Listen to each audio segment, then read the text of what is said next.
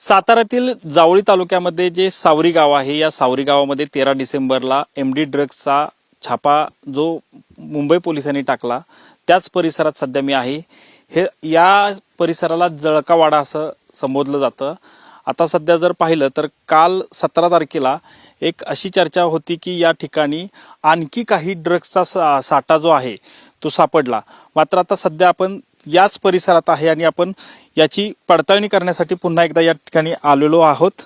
आता जर पाहिलं तर या परिसरामध्ये आपण ज्यावेळेस 13 डिसेंबरला आलो होतो त्यावेळेस या ठिकाणी पूर्णपणे प्रसार माध्यमांना येण्यास मज्जाव करण्यात आला होता आणि या परिसरामध्ये जे काही एमडी ड्रग्स लिक्विड स्वरूपात असेल किंवा इतर जे काही जवळपास 7.5 किलोच्या स्वरूपात जे काही ड्रग्स सापडलेलं होतं, हे पूर्णपणे पोलिसांनी या ठिकाणाहून जप्त करून ते मुंबईला घेऊन गेले होते।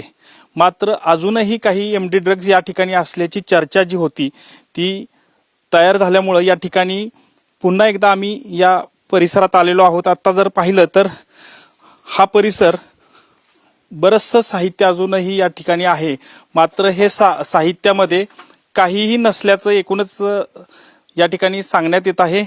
याबाबत आम्ही सातारा पोलिसांशी देखील संपर्क साधला, मात्र ज्यावेळेस ही कारवाई झाली त्यावेळेसच जे काही या ठिकाणी एमडी ड्रग्स होतं ते पूर्णपणे पोलीस मुंबई क्राईम ब्रांचचे पोलीस घेऊन गेला असल्याची माहिती यावेळी देण्यात आली आहे।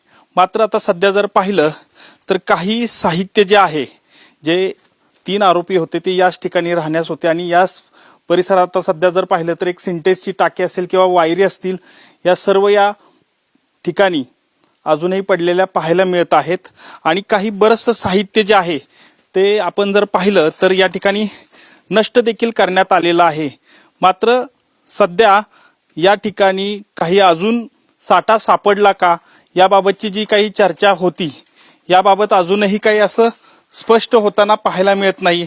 त्यामुळं सातारा पोलिसांनी मात्र जे काही त्या दरम्यान जी काही कारवाई झाली होती, जे काही साहित्य सापडलेलं होतं, एवढंच साहित्य या ठिकाणी असल्याची माहिती यावेळी दिलेली पाहायला मिळते।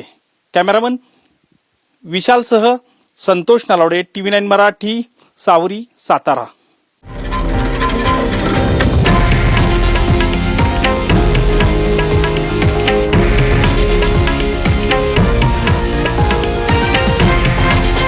हे आहे देशातील नंबर 1 न्यूज नेटवर्क आणि आपण पाहत आहात TV9 मराठी, एकमेव।